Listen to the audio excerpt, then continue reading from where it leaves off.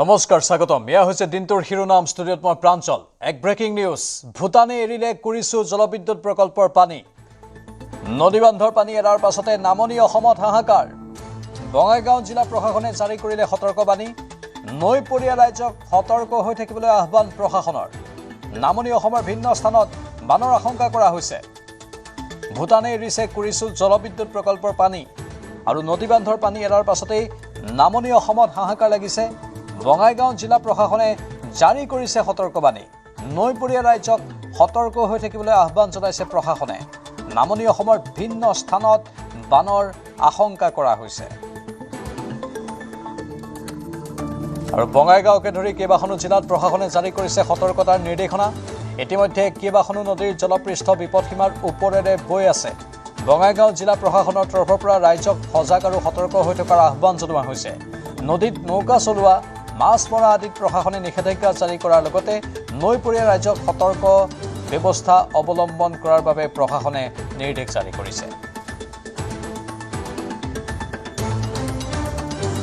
টানৰ পৰা আমাৰ ইনফৰমেশ্যন দিছিলে যে আমাৰ যোনটো কুৰিছুৰ ডেম আছে হাইড্ৰ' পাৱাৰ ডেম তাৰ পৰা আমাৰ হেভি ডিছচাৰ্জ হৈছে পানী চ' পানী এৰি দিয়াৰ ফলত আমাৰ কিছু অঞ্চলত মানে আমাৰ আশংকা আছিলে যে আমাৰ পানী হ'ব পাৰে বা ইনাণ্ডেশ্যন এটা চিটুৱেশ্যন এটা হ'ব পাৰে বা ফ্লাড লাইক চিটুৱেশ্যন এটা হ'ব পাৰে সেইকাৰণে আমি এটা এডভাইজৰী আজি আমি জাৰি কৰিছোঁ DDMA বা আমাৰ জিলা প্ৰশাসনৰ ফালৰ পৰা আমাৰ এডভাইজৰীসমূহ আছিলে যে আমাৰ নিৰ্দেশ নোপোৱালৈকে আমাৰ মানস আৰু আই মানস নদীৰ পাৰত যাতে কোনো নাযায় আমাৰ নদীত বা নদীৰ আশে পাশে কোনো মাছ ধৰা বা কোনো গা ধোৱা বা আমাৰ নাও চলোৱা অথবা আন কোনো ধৰণৰ কাৰ্যকলাপৰ পৰা যাতে বিৰত থাকে সকলো আমাৰ জিলাৰ আমাৰ যিমান শিশু আছে বা আমাৰ গৃহপালিত পশু আছে কোনো যাতে নদীৰ পাৰত গৈ পালে তাতে অঞ্চলত নাযায় তাৰ পৰা যাতে বিৰত থাকে আৰু লগতে পানী ডুব যোৱাৰ ফলত পথ দলং অথবা নলা পাৰ হ'বলৈ কোনো ধৰণৰ চেষ্টা যাতে নকৰে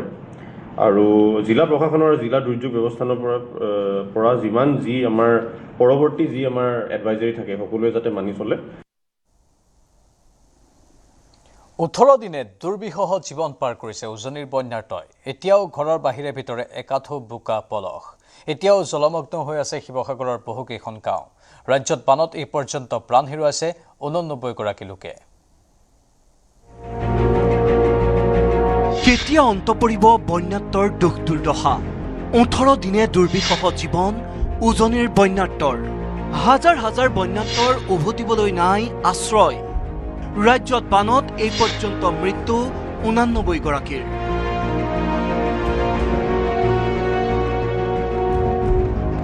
বিগত 18 দিনে দুৰ্বিষহ জীৱন কটাইছে বান বিধ্বস্ত উজনিৰ 3 জিলাৰ বানপীড়িতসকলে জলপ্ৰলয়ৰ পাছত হাহাকাৰ কৰিবলগীয়া হৈছে হাজাৰ হাজাৰ বন্যাৰ্তই এতিয়াও ঘৰৰ ভিতৰত থকা বোকা পলস আঁতৰাই শেষ কৰিব পৰা নাই বানপীড়িত লোকে ঠায়ে ঠায়ে ঘৰৰ ভিতৰত পানী শুকাইছে যদিও বানে সম্পূৰ্ণৰূপে ঘৰ দুৱাৰ বিধ্বস্ত কৰি দিয়াৰ ফলত আশ্ৰয়ৰ বাবে হাহাকাৰ কৰিবলগীয়া হৈছে হাজাৰ হাজাৰ লোকে ইফালে শিৱসাগৰৰ জলস্তৰ কিছু হ্ৰাস পাইছে যদিও এতিয়াও বিপদসীমাৰ ওপৰেৰে বৈ আছে দৰিকা নৈ আজিও প্লাবিত হৈ আছে দৰিকাপাৰ নাওজান গাঁও ভাধৰা নিমাইজান কলাপথাৰ পানবেচা বানমুখ বাৰহৈটিং আদি অঞ্চল কলৰ ভূৰলৈ ওলোৱা সোমোৱা কৰিবলগীয়া হৈছে বানপীড়িতই যিসকলৰ ঘৰৰ ভেটি ওলাইছে সেইসকলৰ বাসগৃহ বোকা পলস পৰি থকাত আন এক সমস্যাত পৰিছে পৰিয়ালসমূহ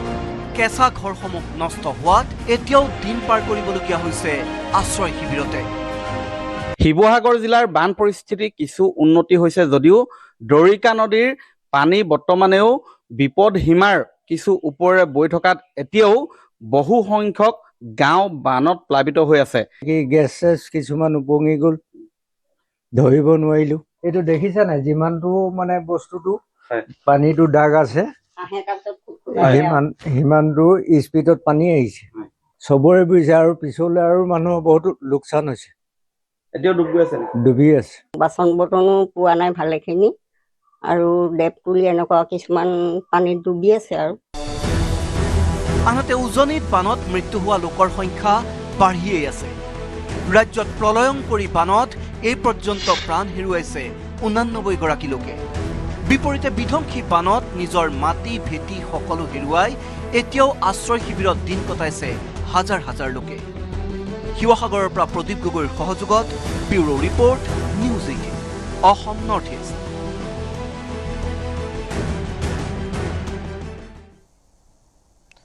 চেনিৰ অস্বাভাৱিক দাম বৃদ্ধিৰ বিৰুদ্ধে কঠোৰ কেন্দ্ৰীয় চৰকাৰ। পাইকাৰী ব্যৱসায়ীয়ে মজুত ৰাখিব নোৱাৰিব অত্যধিক চেনি। একোজন পাইকাৰী ব্যৱসায়ীয়ে মজুত ৰাখিব পাৰিব 4,000 কুইণ্টল চেনি। অত্যধিক হাৰত ৰাখিব নোৱাৰিব পাইকাৰী ব্যৱসায়ীয়ে চেনি। চেনিত চোকা চকু চৰকাৰৰ। চেনি নহ'লে বহুতৰে উকা উকা লাগে পুৱাৰ চাহকাপ। মিঠাইৰ দোকানতো চেনি নহ'লেতো এক প্ৰকাৰ হাহাকাৰ। তাৰ মাজতে চেনিৰ অত্যধিক দাম বৃদ্ধিয়ে বিপাঙত পেলাইছে সাধাৰণ গ্ৰাহকক।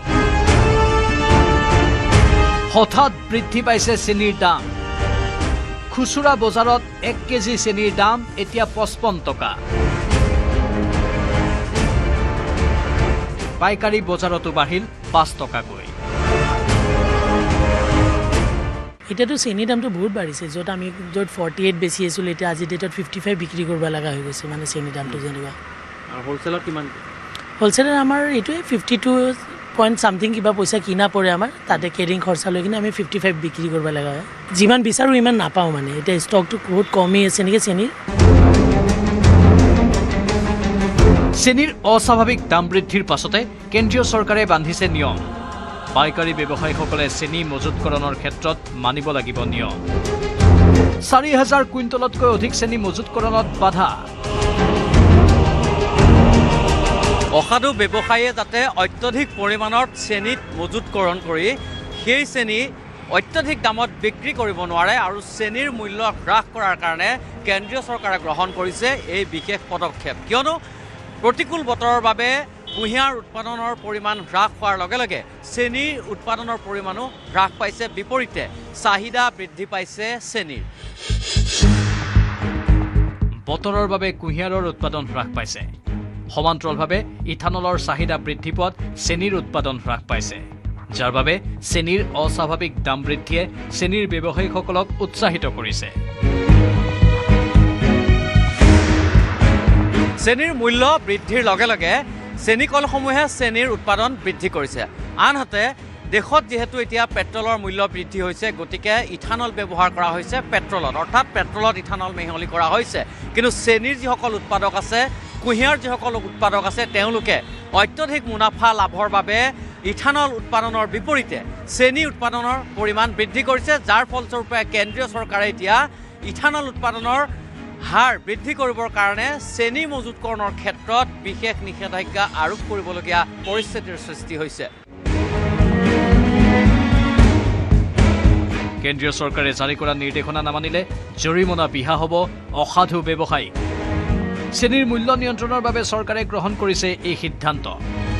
কিয়নো কুঁহিয়াৰৰ বতৰলৈকে এইদৰে থাকিলে আৰু অধিক দাম বৃদ্ধি হোৱাৰ আশংকা আছে।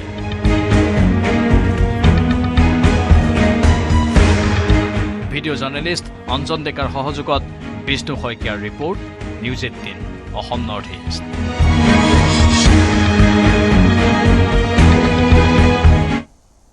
পুনৰ বানে সংহাৰ আৰম্ভ কৰিছে যোৰহাটৰ টিয়কত। কাকজান, টিয়ক, পুঠি নদীৰ বাঢ়নী পানীয়ে বুঢ়াইছে টিয়কৰ অঞ্চল।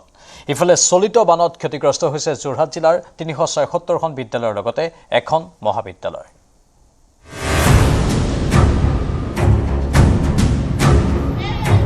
টিয়কত পুনৰ বানৰ সংহাৰ। কাকজান, টিয়ক, পুঠি নদীৰ বাঢ়নী পানীত প্লাবিত অঞ্চল। চৰকাৰলৈ বাট নাচাই বানে চিঙা ৰিং বান্ধৰ নিৰ্মাণত হাতে কামে লাগিছে মৰাণ গাঁৱৰ পুৰুষ মহিলাই।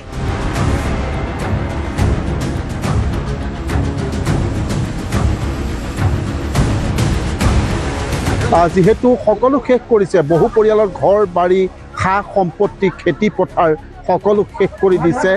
মই এই মুহূৰ্তত মৰাণ গাঁৱত আছোঁ আৰু এই মৰাণ গাঁৱৰ মই এটা পৰিৱেশ দেখুৱাই ল'ব বিচাৰিছোঁ। ইতিমধ্যে পুঠি নদীয়ে এই স্থানতে, মৰাণ গাঁৱৰ এই স্থানত যিটো ৰিং বান্ধ, সেই ৰিং বান্ধটো ছিঙি লৈ গৈছিল আৰু মুহূৰ্ততে সমগ্ৰ গাঁওখন প্লাবিত হৈছিল, বিস্তৰ ক্ষতিসাধন হৈছিল। প্ৰতিটো পৰিয়ালৰ বাসগৃহৰ ভিতৰত পানী সোমাই তেওঁলোকৰ যথেষ্ট ক্ষতিসাধন কৰিলে। অকল মোৰ বাৰী বুলি নহয়, আপোনালোকে জানেই আমি খেতি হিচাপে আমি এটা আমাৰ এইটো অঞ্চলৰ আচলতে কৃষি প্ৰধান এলেকা। গোটেই খেতিয়কৰ গোটেই তথ্যবচ অৱস্থা, ঘৰৰ ভিতৰত পানী হ'লে মানে আৰু বাকীখিনি কথা নকওঁ, বিশেষকৈ পাণ গছজোপাও বচাব পৰা নাই, অমিতাজোপাও বচাব পৰা নাই, অৱস্থা তেনেকুৱা। কিন্তু তাতকৈ ডাঙৰ কথা, ৰাইজ একত্ৰিত হৈ যে কাম কৰি আছে। কেইদিন হ'ল কাম কৰা? কেইদিন হ'ল? 3 দিন কৰি আছে। আপুনিও একেৰাহে কৰি আছে কাম? কৰি আছে। গোটেই গাঁওখনে একেলগে কৰিছে, গোটেই গাঁৱৰ ৰাইজ আহিছে? গোটেই গাঁৱৰ ৰাইজ। আৰু কেইদিন? 3 দিন। এইবাৰ এতিয়া 7 নম্বৰ হৈছে বুঢ়াটো। 7বাৰ আপোনালোকৰ ঘৰত পানী সোমাইছে। আপোনালোক কিমান মহিলা? গোটেই মহিলাখিনি ওলাই আহিছে? হয়, আমি সকলো মহিলা ওলাই আহিছো গাঁৱৰ। আমাৰ মৰাণ গাঁৱৰ সকলো মহিলা আমি ইয়াত একত্ৰিত হৈছো আৰু সকলো ৰাইজে লগ লাগি আমি সকলোৰে সহযোগিতাত এই কামটো মথাউৰি নিৰ্মাণৰ কামটো কৰিবলৈ লৈছো। বানত ক্ষতিগ্ৰস্ত হৈছে যোৰহাট জিলাৰ ৩৭৪খন বিদ্যালয়ৰ লগতে এখন মহাবিদ্যালয়। মঙলবাৰৰ পৰ্যালোচনা বৈঠকত 11 আগষ্টৰ পৰা বিদ্যালয় খোলাৰ নিৰ্দেশ দিছিল শিক্ষামন্ত্ৰী ৰণোজ পেগুৱে।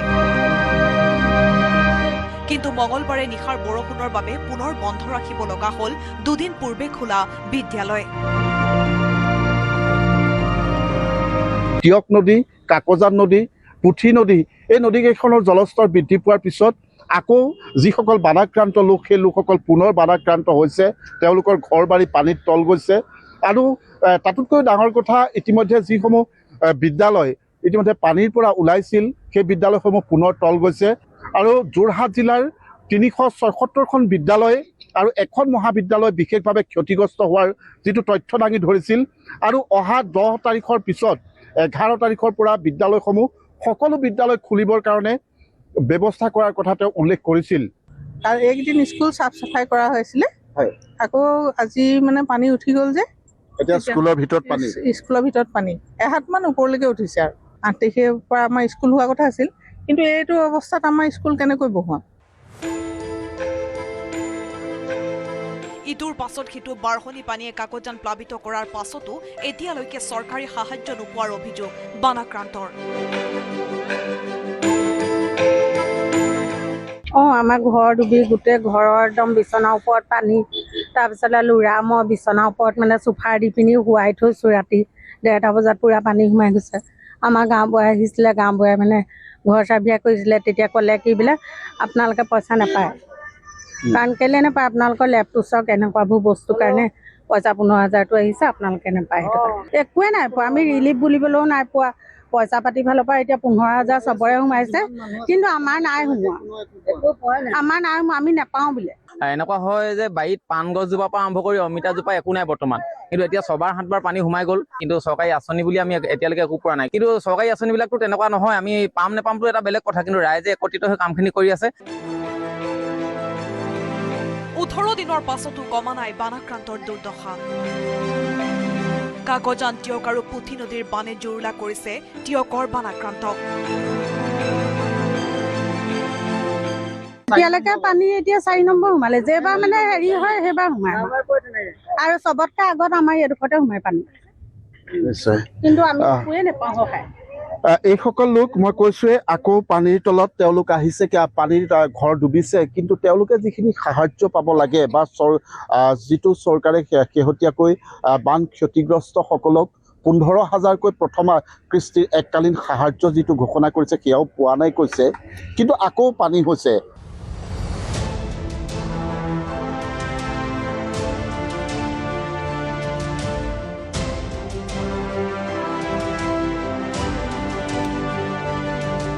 টিয়কৰ পৰা Diganta Hazarika report, news 18 Assam North east.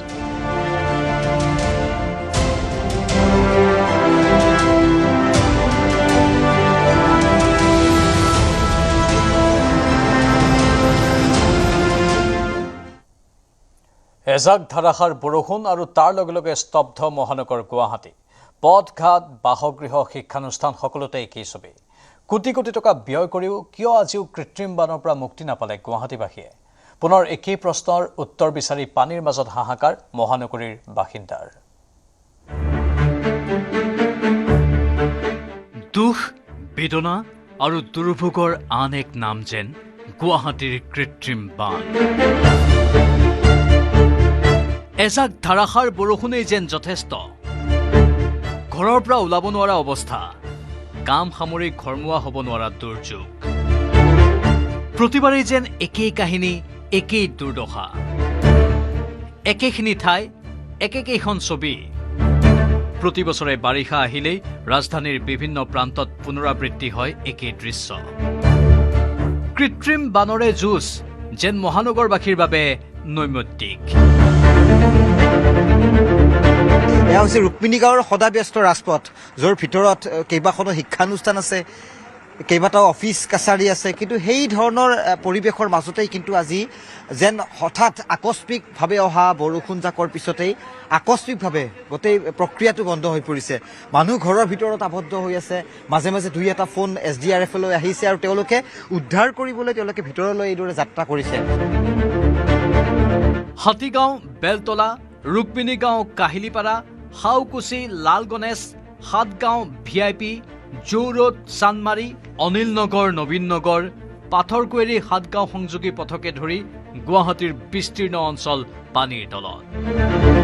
কেৱল ৰাজপথ, বাসগৃহই নহয়, পানী সোমাল বিদ্যালয়ৰ শ্ৰেণীকোঠালৈও, যাৰ ফলত বহু শিক্ষানুষ্ঠানত বন্ধ ৰাখিবলগীয়া হ'ল পাঠদান। বৰষুণৰ পাছতেই বন্ধ হৈ পৰিল বহু শিক্ষানুষ্ঠান।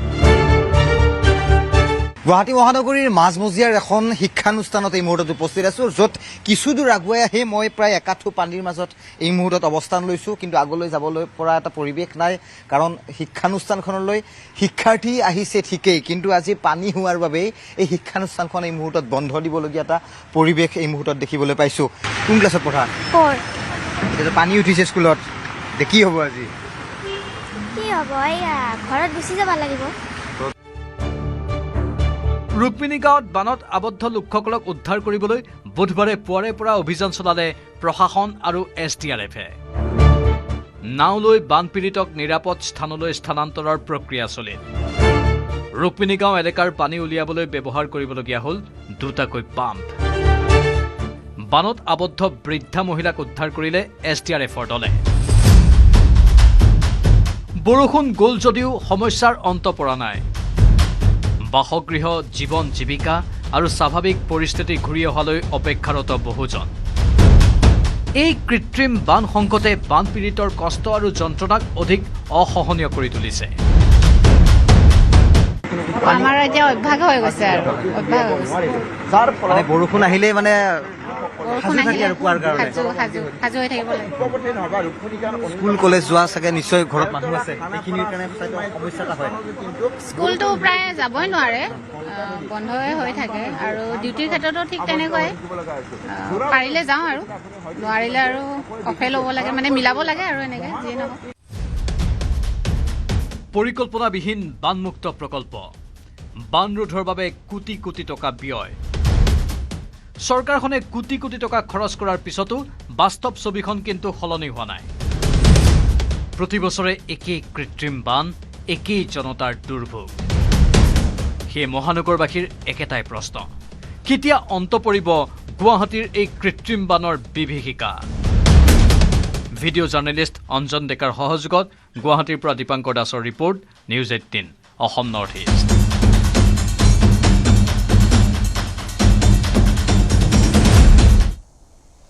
বান বিধ্বস্ত নেপালী খুঁটিত উপস্থিত হৈ পৰিস্থিতিৰ বুজ ল'লে কেন্দ্ৰীয় মন্ত্ৰী JP নাড্ডাই। বানে জুৰুলা কৰা জনতাক সকলো সহায়ৰ আশ্বাস JP নাড্ডাৰ। কেন্দ্ৰীয় মন্ত্ৰীগৰাকীক সংগ প্ৰদান কৰি নেপালী খুঁটিৰ জনতাক মুখ্যমন্ত্ৰী হিমন্ত বিশ্ব শৰ্মাৰ প্ৰতিশ্ৰুতি, বানত যিমান গৰু মৰিল সিমান গৰু আনি দিব চৰকাৰে।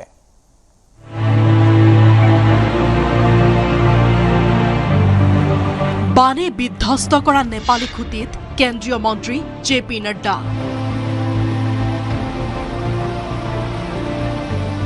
বানে জুৰুলা কৰা জনতাক সকলো সহায়ৰ আশ্বাস নাড্ডাৰ। सब कुछ पूरी तरीके से आप तक पहुंचेगा, कोई भी कमी भारत सरकार की ओर से नहीं रहेगी। আকাশ মাৰ্গেৰেও বান পৰিস্থিতি অধ্যয়ন কেন্দ্ৰীয় মন্ত্ৰীৰ। নেপালী খুঁটিত হ'ব milk processing unit 10,000 litre daily produce হয় ইয়াত আমি এটা কাম কৰিম প্ৰচেছিং ইউনিট ইয়াত কৰি দিম যাতে আপোনালোকে বেছিকৈ বেছি গাখীৰটো ইয়াত আনিব পাৰে বানত যিমান গৰু মৰিল সিমান গৰু আনি দিয়াৰ আশ্বাস প্ৰধানমন্ত্ৰী নৰেন্দ্ৰ মোদীৰ নিৰ্দেশ মতে বুধবাৰে জলপ্ৰলয়ে বিধ্বস্ত কৰা নাজিৰাৰ নেপালী খুঁটিত উপস্থিত হয় কেন্দ্ৰীয় মন্ত্ৰী জগত প্ৰকাশ নড্ডা ট্ৰেক্টৰত উঠি মুখ্যমন্ত্ৰী হিমন্ত বিশ্ব শৰ্মাৰ সৈতে বান বিধ্বস্ত অঞ্চল পৰিদৰ্শন জে.পি. নড্ডাৰ বন্যাৰ্তৰ সৈতে অভাৱ অভিযোগ শুনিলে কেন্দ্ৰীয় মন্ত্ৰীজনে সংবাদ মাধ্যমৰ আগত জে.পি. নড্ডাৰ মন্তব্য বানাক্ৰান্ত ক্ষতিপূৰণ প্ৰদানত কেন্দ্ৰীয় চৰকাৰে কোনো আপোচ নকৰে বানাক্ৰান্তক পুনঃ সংস্থাপনৰ পৰা ক্ষতি হোৱা প্ৰতিটো বস্তুৰে চৰকাৰে ক্ষতিপূৰণ দিব ভাৰত চৰকাৰ আপোনাৰ লগত আছে আপোনালোকে চিন্তা নকৰিব বানাক্ৰান্তলৈ এই বাৰ্তা জে.পি. নড্ডাৰ मुख्यमंत्री जी के साथ मैं देख रहा हूं कि कितना नुकसान ये बाढ़ के कारण फ्लड के कारण मौन के तरफ से जो नदी आ रही है उसके माध्यम से यहाँ गांव के गांव तकलीफ में पड़ गए बहुत ज़्यादा नुकसान हुआ है नुकसान माल का भी हुआ है मवेशी का भी हुआ है लोगों को संपत्ति का भी बहुत नुकसान हुआ है हम सब आपके साथ हैं भारत सरकार आपके साथ है श्री नरेंद्र मोदी जी ने मुझे यहाँ जायज़ा लेने के लिए भेजा है ये विश्वास दिलाना चाहता हूँ कि कोई भी कमी भारत सरकार की ओर से नहीं रहेगी चाहे वो आर्थिक मदद की बात हो चाहे वो बसाने की बात हो चाहे वो मुआवजे की बात हो चाहे वो माल मवेशी के जो नुकसान हुआ है उसकी भरपाई की बात हो सब कुछ पूरी तरीके से आप तक पहुंचेगा आर्थिक दृष्टि से ये भी प्रदेश सरकार के संसाधन लगा रहे हैं लेकिन केंद्र की तरफ से भी कोई कमी नहीं रहेगी इस बात का मैं आपको विश्वास दिलाता हूं বলিয়া বানত সৰ্বস্ব হেৰুৱাই দিশহাৰা নেপালী খুঁটিৰ জনতা গৰু পুহি জীৱন নিৰ্বাহ কৰা লোকসকল আছিল ভৱিষ্যতক লৈ সন্দিহান এইসকল লোকৰ এতিয়া ভৰসা চৰকাৰ তথা মুখ্যমন্ত্ৰী হিমন্ত বিশ্ব শৰ্মা বানত মৃত্যু হ'ল পশুধনৰ বানত যিমান গৰু মৰিল সিমান গৰু চৰকাৰে দিব বুলি আশ্বাস মুখ্যমন্ত্ৰী ডক্টৰ হিমন্ত বিশ্ব শৰ্মাৰ লগতে নেপালী খুঁটিত মিল্ক প্ৰচেছিং ইউনিট স্থাপনৰ প্ৰতিশ্ৰুতি মুখ্যমন্ত্ৰীৰ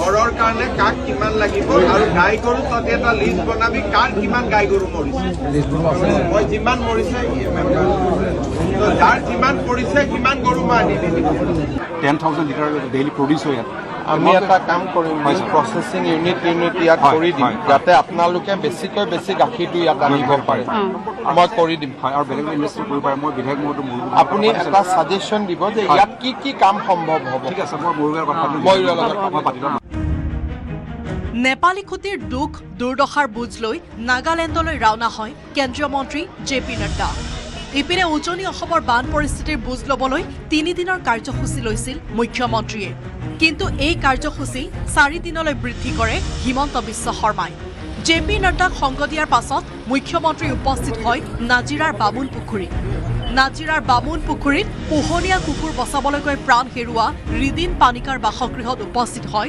মুখ্যমন্ত্ৰী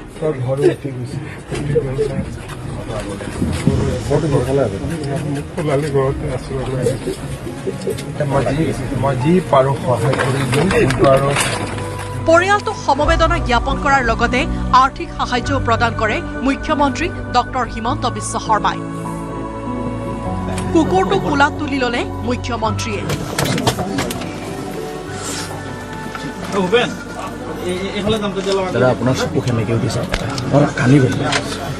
শিশুৰ পৰা বৃদ্ধলৈ সকলোৰে দুখৰ কথা শুনিছে মুখ্যমন্ত্ৰীয়ে মুখ্যমন্ত্ৰীৰ মুখত এটাই কথা যি ক্ষতি হৈ গ'ল সেয়া অপূৰণীয় কিন্তু শীঘ্ৰেই এই ক্ষতিৰ প্ৰভাৱ অতিক্ৰম কৰি জীৱন যুঁজত সাহসেৰে আগুৱাই যাব তাৰ দায়িত্ব ল'ব চৰকাৰে কেমেৰাত প্ৰভাস সিঙৰ সহযোগত নবুল কোঁৱৰ আৰু বিক্ৰম বৰাৰ report news 18 Assam North east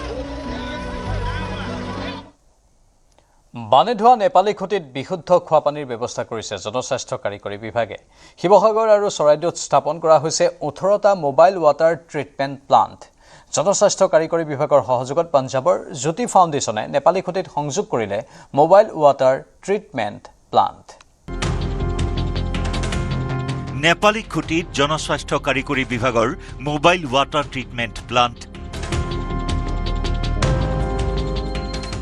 এতিয়াৰে পৰা শিৱসাগৰ চৰাইদেউৰ বানাক্ৰান্তই একেবাৰে লেতেৰা পানীৰ পৰাও বিশুদ্ধ খোৱা পানী পাব পাৰিব। এটা বিশেষ মেচিন পানী পিউৰিফাই মেচিন লৈ অহা হৈছে অসম চৰকাৰৰ PHC বিভাগ জনস্বাস্থ্য কাৰিকৰী বিভাগৰ উদ্যোগত। পাঞ্জাব বেছ যিটো জ্যোতি ফাউণ্ডেশ্যন, এই জ্যোতি ফাউণ্ডেশ্যনে এই যিটো মোবাইল ইউনিট এইটো পিউৰিফাই পাম্প তেওঁলোকে লৈ আহিছে আৰু এই পাম্পটো তেওঁলোকে এই বানাক্ৰান্ত যিসমূহ অঞ্চল আছে এই অঞ্চলসমূহত ইনষ্টল কৰিছে। বিশুদ্ধ খোৱা পানীৰ অভাৱত ভোগা নেপালী খুঁটিৰ বাসিন্দালৈ বান বিভীষিকাৰ মাজতে ভাল খবৰ। এই মেচিনটোৱে প্ৰকৃততে কি কাম কৰিব, কাৰণ ইয়াততো পানীৰ যথেষ্ট অভাৱ হৈছে। এতিয়া আমি যি পানী দেখা পাইছোঁ যে লেতেৰা পানী আছে, গতিকে সেই পানীখিনি কেনেদৰে আপোনালোকে বিশুদ্ধ কৰি মানুহক খুৱাব?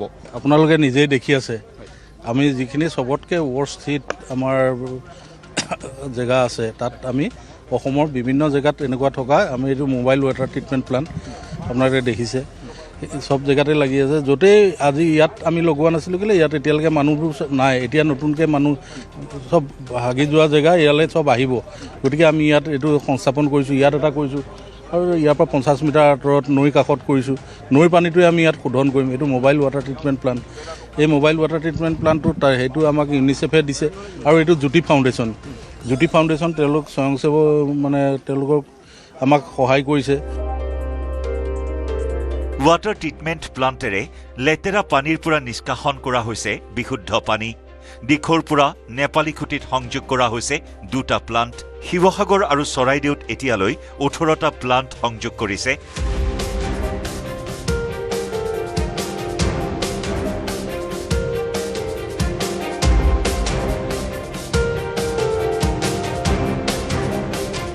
এই অঞ্চলত আমি যিটো লেতেৰা পানী আপোনাক দেখিবই, এই লেতেৰা পানীটোকে মানে আমি সম্পূৰ্ণ শোধন কৰি আমি ইয়াত টেষ্ট কৰি থলিতে টেষ্ট কৰি আমি প্ৰথমতে নিজে খাই মানুহক কনফিডেঞ্চ আনিম। মুখ্যমন্ত্ৰীও খাইছে মানে আমাৰ মাননীয় মুখ্যমন্ত্ৰী মহোদয়ে কালি ৰাইজৰ আস্থা আনিবৰ কাৰণে, ৰাইজক বিশ্বাস জনাবৰ কাৰণে তেখেতে নিজেই তাৰ পানী খাই দিছে, পানী খাব পাৰিছে। মানে এইটো আমি চাৰ্টিফাই কৰিছোঁ যে এইটো মানে ছেফ ৱাটাৰ।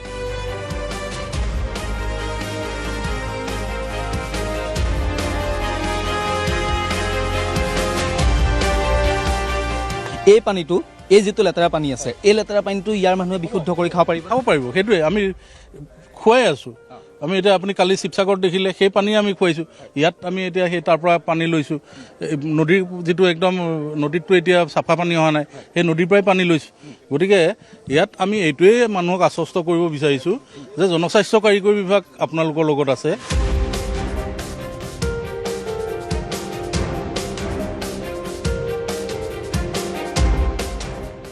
আমাৰ এই ফাংচনটো হ'ল community water filtration unit, ultraviolet water filter unit, UV filter কয়। তাতে মানে কি হয় বস্তুটো, ইয়াতে 2 ষ্টেজ ফিল্টাৰেশ্যন আছে আপোনাৰ। আপুনি চ'ৰ্চটো দেখি পাইছে, আমি চ'ৰ্চ বিচাৰি আছোঁ। ৰানিং ৱাটাৰ হ'ব লাগে বা আপোনাৰ হেৰি হ'ব লাগে, আমি তাৰপৰা চ'ৰ্চটো লৈছোঁ। চ'ৰ্চটো প্ৰথম আহি ইয়াৰ পৰা ফিল্টাৰ হয়, যিমান বোকা মাটি চব আছে ইয়াতে ফিল্টাৰ হৈ যায়। ইয়াৰ পৰা আকৌ হেৰিৰ পৰা আপোনাৰ এই মেইন মেমব্ৰেনত আহে, পিউৰিফাই হয়। মেইন মেমব্ৰেন হৈ পেলাই আপোনাৰ এইটো ক্লৰিনেশ্যন প্লাণ্ট হয়। ইয়াৰ পৰা হৈ পেলাই পূৰা বস্তুটো ইয়াৰ পৰা আউটলেট হৈ যায়, কালেক্ট কৰিব, কালেকশ্যন পইণ্ট সেইটো কালেকশ্যন হয়। আৰু যিমান বোকা মাটিতে কালেকশ্যন হ'ল, এতিয়া আপোনাৰ কুৱেশ্যন থাকিব পাৰে যে বোকা মাটি ক'ত গ'ল। চ' বোকা মাটিটো অট'মেটিক ৰিয়েল টাইমত ইয়াৰ পৰা ওলাই যায়, মানুহে দেখি থাকিব বোকা মাটি গৈ থকা দেখি থাকিব। আৰু ইয়াৰ পৰা ছেফ ড্ৰিংকিং ৱাটাৰ আপুনি কালেক্ট কৰিব পাৰিব ৰিয়েল টাইমত। এইটো 1 ঘণ্টাত 700 লিটাৰমান আমি জেনেৰেট কৰিব পাৰোঁ। চ' আমি কমিউনিটি লেভেলত সেইটো ইউজ কৰোঁ। আমাৰ এটা সৰু ইউনিটো আছে য'ত আপুনি ডাইৰেক্ট অন দ্য গ' যিকোনো পানী ব'টত লৈ পেলাই আপুনি এইটো পৰ্টেবল হয়, পানীত আমি দিব পাৰোঁ।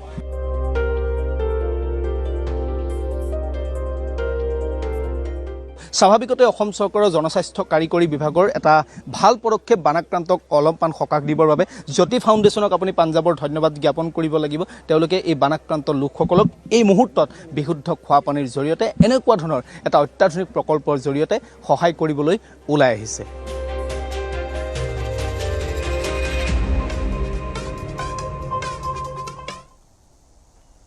সমষ্টি পুনৰ নিৰ্ধাৰণৰ বাবে বান সাহায্যৰ পৰা বঞ্চিত হৈছে ডেৰগাঁও সমষ্টিৰ এখন গাঁও। বিগত 17 দিনে ভোগদৈৰ বাঢ়নী পানীয়ে বুৰাই ৰাখিছে সমষ্টিটোৰ বৰমেৰ চাপৰি গাঁও। পূৰ্বে যোৰহাট জিলাৰ অধীনত আছিল এই গাঁওখন।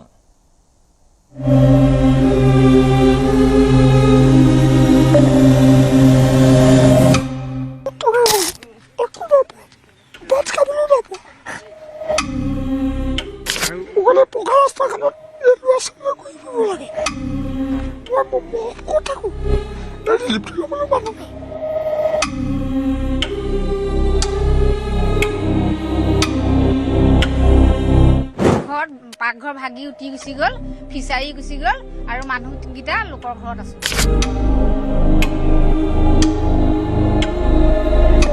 বিশ্বকৰ্মা দেৱলৈ আমি এটাই অনুৰোধ জনাওঁ পুনৰবাৰ তেখেতে যাতে আমাক দয়া কৰক।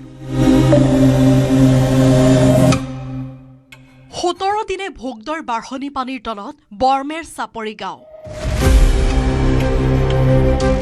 কোনো চৰকাৰী সাহায্য পোৱা নাই এইখন গাঁৱৰ বাসিন্দাই।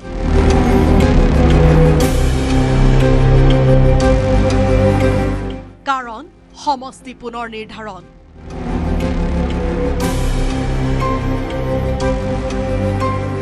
ভোগদৈ নদীৰ বাঢ়নি পানীৰ তাণ্ডৱ বৰ্তমানো অব্যাহত আছে। মই বৰ্তমান আছোঁ যোৰহাটৰ উপকণ্ঠৰ বৰমেৰ চাপৰি অঞ্চলত আৰু মই দেখুৱাইছোঁ যে ভোগদৈৰ মথাউৰি ছিগাৰ ফলত এই সমগ্ৰ অঞ্চলটো শোলমৰা এলেংমৰাকে ধৰি বৃহত্তৰ অঞ্চলটোত বানে কেনেধৰণৰ তাণ্ডৱ চলাইছে আৰু 19 দিন ধৰি এই অঞ্চলৰ বহু গাঁও বৰ্তমানো পানীৰ তলত আছে। আৰু মই য'ত থিয় হৈ আছোঁ বৰ্তমান এয়া হৈছে যিখন বেজীজান, অৰ্থাৎ যেতিয়ালৈকে বেজীজানৰ পৰা সেই ভোগদৈ বাঢ়নি পানী পুনৰাই গৈ ভোগদৈ নদীত পৰি তাৰ পৰা ব্ৰহ্মপুত্ৰত বিলীন হৈ নাযায়গৈ তেতিয়ালৈকে এই অঞ্চলসমূহ এনেধৰণে বাঢ়নি পানীৰ কবলতে থাকিব বুলি ইয়াৰ স্থানীয় লোকসকলে আমাক জানিবলৈ দিছে। এইখন হৈছে বেজীজান আৰু যিহেতু সমষ্টি পুনৰ নিৰ্ধাৰণৰ পিছত এই সমগ্ৰ বৃহত্তৰ অঞ্চলটো বৰ্তমান গোলাঘাট জিলা আৰু দেৰগাঁও সমষ্টিৰ অন্তৰ্গত। মানে পানী ভিতৰত সোমাই আছে 19 দিন। এটা মিঠাতেলৰ বটলত 3 ঘৰে ভাগ কৰি খাবলগীয়া হৈছে। 1 লিটাৰ মিঠাতেলে 3 ঘৰ মানুহক ভাগ কৰিবলৈ দিছে। তাৰপিছত চাউল 4 কেজিকে দিছে আৰু 2টা চৰকাৰী ৰেচন পাইছোঁ। মোৰ ঘৰত পাকঘৰ ভাগি উঠি গুচি গ'ল, ফিচাৰী গুচি গ'ল আৰু মানুহকেইটা লোকৰ ঘৰত আছোহি এতিয়া। আৰু যি স্থানীয় লোক আছে বৰ্তা এটা জানিব বিচাৰিম, আপোনাৰ ঘৰো এতিয়া পানী তলতে থাকে? পানী তলতে আছে, 3টা ফিচাৰী। 3টা ফিচাৰী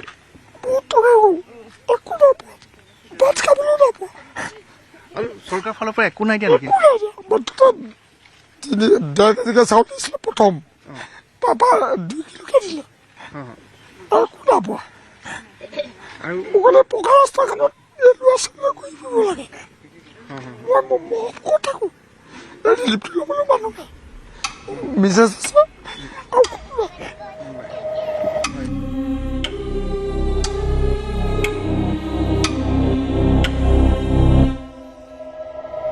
পানী আহিন কাটিলৈকে থাকিব ইয়াত, পানী কমা চান্স নাই। আহিন কাটিলৈকে ঘৰৰ ভিতৰত পানী থাকিলে কি হ'ব? পানী নদীৰ পানী আহি থাকিলে আমাৰ ভিতৰত এতিয়াও ইমান আছে। পাকঘৰত আমাৰ এককাল হৈ আছে আৰু ইবোৰ ৰুমত মানে আঁঠু হৈ আছে, সোমাব পৰা নাই। ল'ৰা ইউনিফৰ্ম চব পানীৰ মাজতে বস্তু একো সামৰিব নোৱাৰে। 6টা বজাতে পানী সোমালে, ওলাবলৈ নোৱাৰি। যেনে মানুহকেইটা আহিছে একো নাই না, এই দিগবাটত একো উলিয়াব নোৱাৰিলে, চব পানী তলে। পিছত পানীত উঠাই বিচনাত থৈছে। মই এতিয়া এইখিনি ভাগিন এজনী তাত আছো, আকৌ এইখিনি আমাৰ হাৰি পাতি আছে নে সিবি তাত আছিল। ভাল আঁঠুৱা একোৱেই নাই।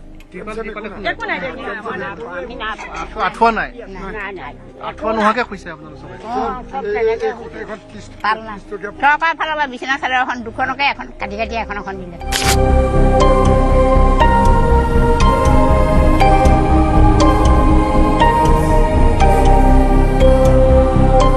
হিমন্ত বিশ্ব শৰ্মা দেৱলৈ আমি এটাই অনুৰোধ জনাওঁ পুনৰবাৰ তেখেতে যাতে আমাক দয়া কৰক আৰু আমাৰ এই আই মাতৃ একেবাৰে বালক বালিকা সকলো আছে, তেওঁলোকৰ খাদ্য সংকট আৰু ইয়াত ৰেচন 2বাৰ দিলে।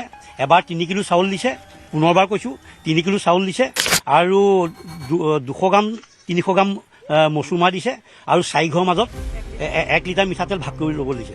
আৰু নিমখৰ পেকেট আহিছিলে 15টা, তাৰপিছত আমি আৰু 15টা পেকেট কিনো ভাগ কৰিম, একেবাৰে সমস্যা। গতিকে আমি হিমন্ত বিশ্ব শৰ্মা ছাৰক, তেখেতক আমি এতিয়া অনুৰোধ জনাওঁ, আমাৰ 98 নং দেৰগাঁও বিধানসভা সমষ্টি বৰমেৰ চাপৰি, এতিয়া আগত চাপৰি আছিলে কিন্তু এতিয়া ডুবি এই ডুবি অঞ্চলত আগতে এই বেজিনা চেনেলটো দি দিলে। এই বেজিনা চেনেলটোৱে আমাৰ একেবাৰে মহাকাল হ'ল। গতিকে এতিয়া তেখেতৰ মহ গৰুৰ পৰা আদি কৰি আমাৰ ইমানেই সমস্যা হৈছে। গতিকে আমাক যদি গৰু ছাগলীকে এই চাপৰ বা এনেকৈ দানা যদি তেখেতে গ্ৰহণ দিলেহেঁতেন, আমাৰ গৰু ছাগলীবিলাক ইমান সংকট নহ'লহেঁতেন।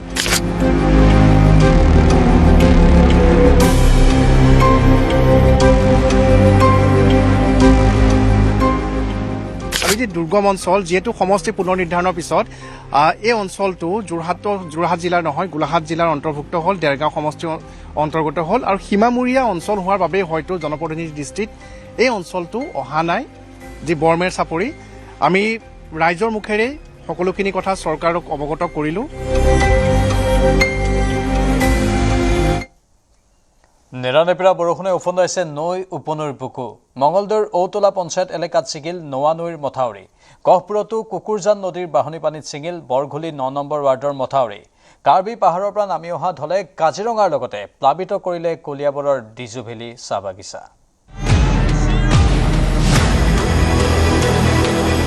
চৌদিশে এতিয়া বিভীষিকাৰ পৰিৱেশ।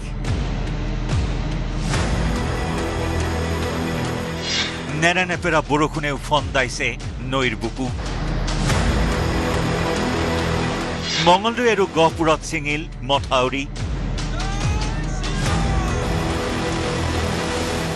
কলিয়াবৰৰ বুঢ়া পাহাৰত ভয়ংকৰ ভূমিস্খলন। এয়া মঙলদৈৰ ঔতলা পঞ্চায়তৰ বেঙাবৰা গাঁৱৰ দৃশ্য। নোৱা নৈৰ বাঢ়নী পানীয়ে চকুৰ পচাৰতে ছিঙি নিলে বেঙাবৰা গাঁৱৰ মথাউৰি। বানত প্লাবিত ঔতলা পঞ্চায়তৰ বিস্তীৰ্ণ অঞ্চল। মুখলধাৰ বৰষুণৰ পিছতে এতিয়া উজনি নামনি বানৰ কবলত আৰু এয়া দেখুৱাই দৃশ্য। আৰু মঙলদৈত আচলতে নোৱা নদীৰ বেগাপাৰাৰ গাঁৱৰ মথাউৰি ছিঙি লৈ যোৱাৰ ফলত এইধৰণে বানত প্লাবিত হৈ পৰিছে। বহু পুৰণি মথাউৰিটো পুনৰ মেৰামতিৰ কাম চলি থকাৰ সময়তেই ভূটানৰ পৰা অহা ঢলে মথাউৰিটো ছিঙাৰ পাছতে শংকিত হৈ পৰিছে ঔতলা পঞ্চায়তৰ ৰাইজ। ইতিমধ্যে নিৰাপদ স্থানলৈ ঢাপলি মেলিছে কেইবাটাও পৰিয়ালে। মথাউৰিটো ইয়াৰ আগতে কৰা হৈছিলে, কিন্তু বৰষুণৰ ফলত মথাউৰিটোৰ চিটুৱেশ্যন একেবাৰে ভাল নহয়। এইখিনি বুলিয়ে নহয়, ইয়াৰ আগতো মথাউৰিটো খুব ভাঙো অৱস্থা হৈ আছে। ইয়াৰ আগতো ভালেকেইটা ঠাইত ছিঙাৰ প্ৰবল সম্ভাৱনা আছে। গহপুৰত কুকুৰজান নৈৰ বাঢ়নী পানীত ছিঙিল বৰঘুলি ৯ নম্বৰ ৱাৰ্ডৰ মথাউৰি।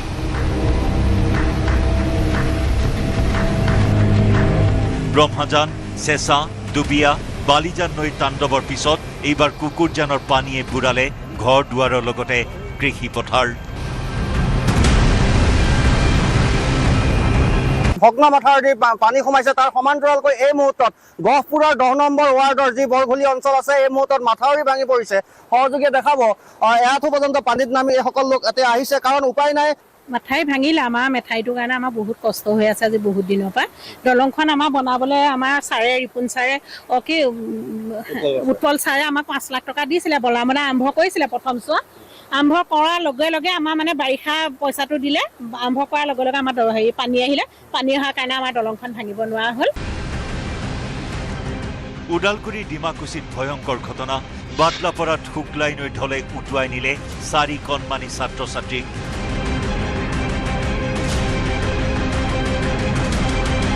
পাছত স্থানীয় লোকৰ তৎপৰতাত উদ্ধাৰ কৰা হয় ছাত্ৰ ছাত্ৰীকেইজনক।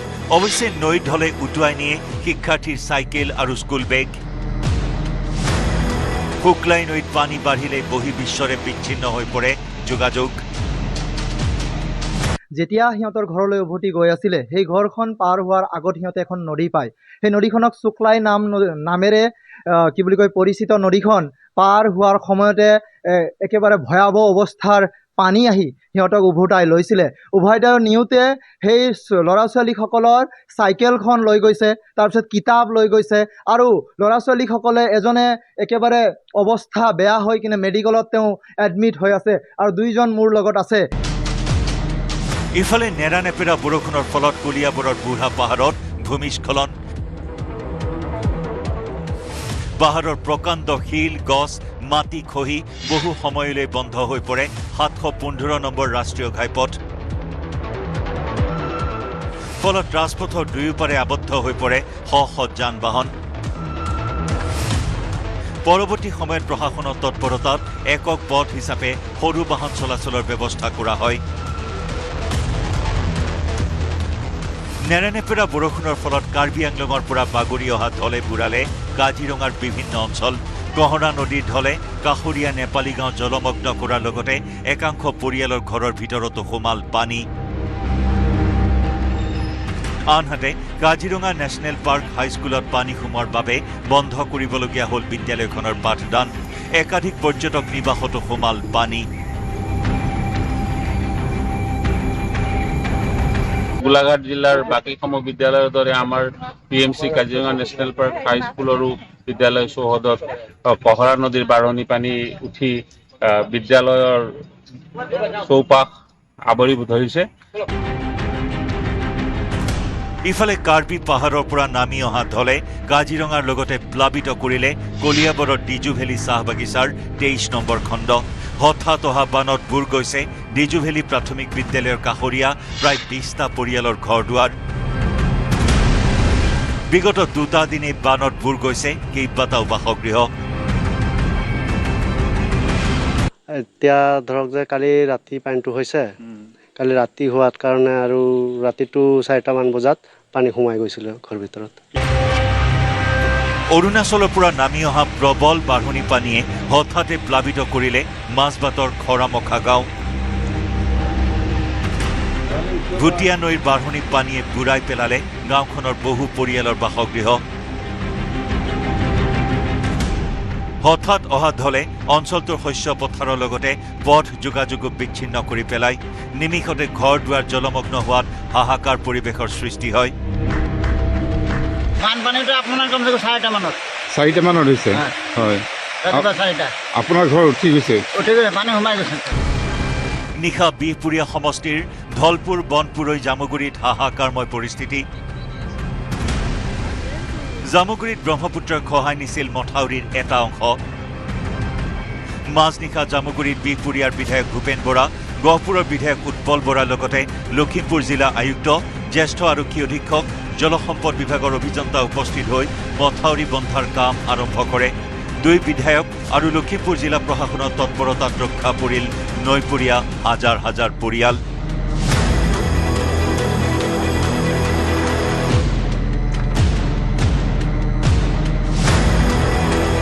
ৰাজ্যৰ কেইবাখনো জিলাত এতিয়া প্ৰতিকূল বতৰে শংকাৰ সৃষ্টি কৰিছে bureau report news 18 Assam North east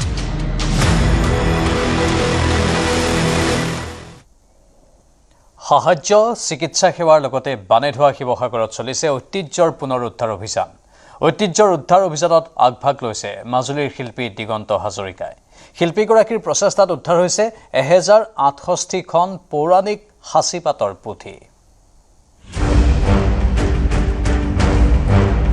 বলিয়া বানৰ প্ৰলয় চকুৰ প্ৰচাৰতে নিশেষ গাঁও চহৰ ঘৰ দুৱাৰ স্কুল কলেজৰ লগতে পলসে পুতি পেলালে কেইবাখনো সত্ৰ দেৱালয় বোকা পানীয়ে নষ্ট কৰি পেলালে বহু ঐতিহাসিক সম্পদ বান সাহায্যৰ সমান্তৰালকৈ এতিয়া ঐতিহ্য সংৰক্ষণৰ চেষ্টা চলিছে শিৱসাগৰ জিলাত এই চেষ্টাত আন বহুজনৰ লগতে আগভাগ লৈছে মাজুলীৰ শিল্পী দিগন্ত হাজৰিকাই শিৱসাগৰৰ ঐতিহাসিক মেডিজান গজলা সত্ৰ বালিচাপৰি সত্ৰ আৰু হাতীচুং সত্ৰৰ পৰা একক প্ৰচেষ্টাৰে দিগন্ত হাজৰিকাই উদ্ধাৰ কৰিছে 1068খন পৌৰাণিক সাঁচিপাতৰ পুথি পলসে নষ্ট কৰি পেলোৱা অমূল্য সাঁচিপাতৰ পুথি বৈজ্ঞানিক পদ্ধতিৰে পূৰ্বৰ অৱস্থালৈ উভতাই অনাৰ চেষ্টা চলাইছে শিল্পীগৰাকীয়ে 65খন পুথি উদ্ধাৰ কৰিছিলোঁ তাৰে সৰহসংখ্যক পুথি মই তাতে দি থৈ আহিলোঁ বাৰু কাৰণ সেইখিনি সংৰক্ষণ কৰা হৈ গ'ল মানে বেছি তিতা নাছিলে সেইখিনি নষ্ট হোৱা নাছিলে কিন্তু অধিক যিখিনি হৈ গ'ল যিখিনি সেইটো পৰিৱেশত সংৰক্ষণ সম্ভৱ নহয় পৰিচৰ্যা কৰা সম্ভৱ নহয় সেইখিনি পুথি মই লগত লৈ আহিছোঁ তেওঁলোকৰ অনুমতি সাপেক্ষে আৰু আনি পেলাই ইয়াত মই এতিয়া আজিৰ পৰা এইখিনি সংৰক্ষণৰ কাম আৰম্ভ কৰিম আমি বিভিন্ন আমাৰ ৰাসায়নিক আছে আৰু আমাৰ ইয়াত কেইবাজনো সেই বিষয়ৰ ছাত্ৰ ছাত্ৰী আছে তেওঁলোকক লগত লৈ আমি এইখিনি সম্পূৰ্ণ কৰি তেওঁলোকক বীমা মাজুলীৰ গড়মূৰ খনাচুক গাঁৱৰ শিল্পী দিগন্ত হাজৰিকাৰ প্ৰচেষ্টাৰ শলাগ লৈছে উত্তৰ কমলাবাৰী সত্ৰৰ সত্ৰাধিকাৰ জনাৰ্দন দেৱগোস্বামী।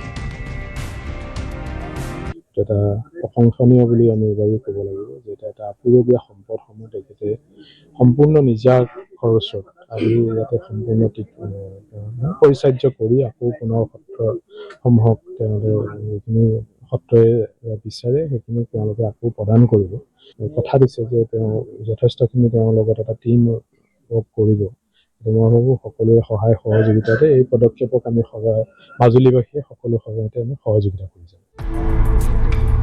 শংকৰদেৱ কলাক্ষেত্ৰৰ সচিব সুদৰ্শন ঠাকুৰেও সাধুবাদ দিছে শিল্পী দিগন্ত হাজৰিকা। শ্ৰীমন্ত শংকৰদেৱ কলাক্ষেত্ৰ সমাজৰ সৈতে তেখেত বিশেষভাৱে জড়িত আৰু এই সম্পৰ্কে মোক যেতিয়া অৱগত কৰিলে মই নিজেই এবাৰ চাব বিচাৰিলোঁ।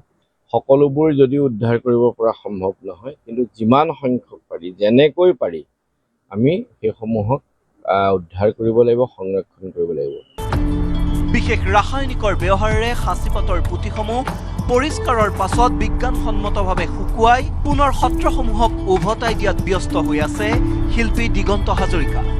ভৱিষ্যত প্ৰজন্মৰ বাবে অসমৰ চহকী ইতিহাস সুৰক্ষিত ৰখাৰ এই নীৰৱ প্ৰচেষ্টাত ৰাইজৰ লগতে চৰকাৰৰ সহযোগ আশা কৰিছে সুধী সমাজে।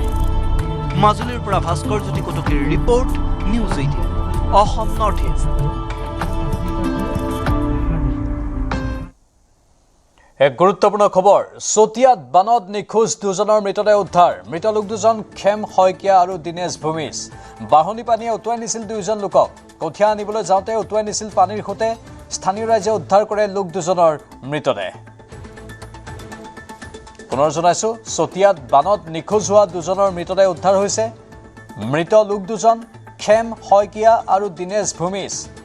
বাঢ়নী পানীয়ে উটুৱাই নিছিল দুয়োজন লোকক। কঠীয়া আনিবলৈ যাওঁতে উটুৱাই নিছিল পানীৰ সোঁতে। স্থানীয় ৰাইজে উদ্ধাৰ কৰে লোক দুজনৰ মৃতদেহ।